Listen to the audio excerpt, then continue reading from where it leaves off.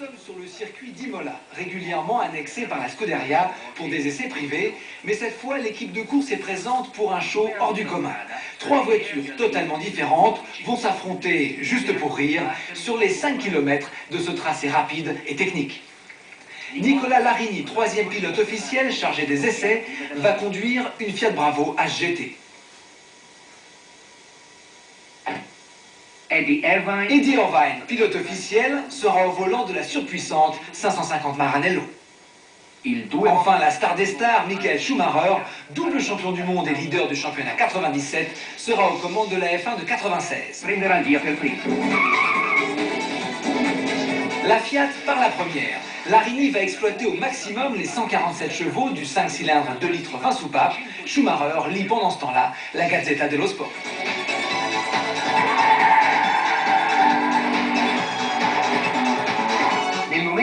Lorsqu'Eddie Irvine s'installe au volant, Larini est au virage de Tamburello. L'Irlandais aura, au moment de partir, 32 secondes de retard sur son équipier. Schumacher, lui, n'est même pas encore prêt à s'installer, mais il ne s'en inquiète guère.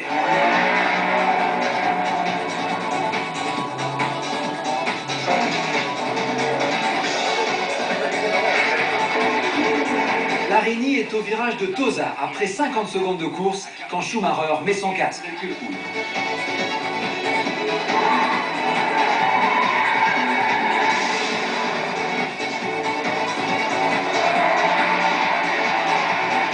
Irvine, à fond absolu, maîtrise les 485 chevaux de la 550 avec une facilité déroutante. Il négocie en glisse des 4 roues la chicane Villeneuve lorsqu'on enlève les couvertures chauffantes à la Formule 1.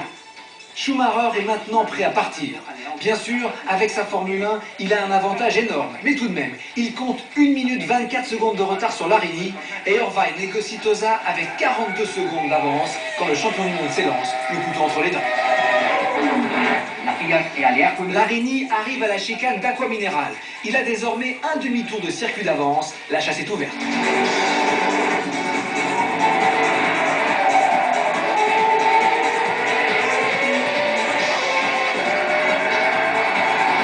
La 550 arrive désormais à Aqua Mineral. Elle n'a plus que 20 secondes de retard sur la Fiat.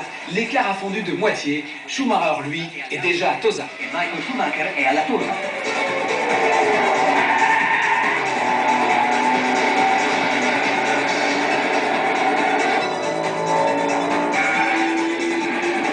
Lorsque la F1 passe à Aqua Mineral, la 550 est à la variante Alba, l'écart se resserre encore.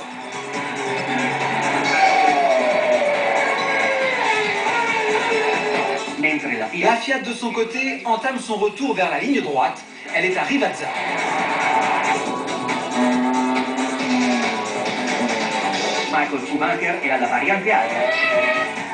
Schumacher est à Alba, Irvine à Rivazza, l'arrivée est toute proche pour Larini.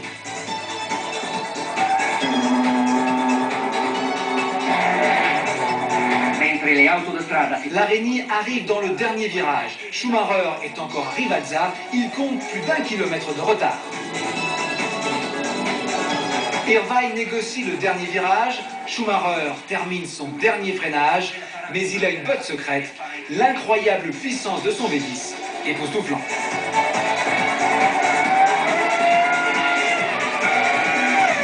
Cet exercice, bien sûr, ne prouve rien, mais les pilotes se sont bien amusés pour notre plus grand plaisir.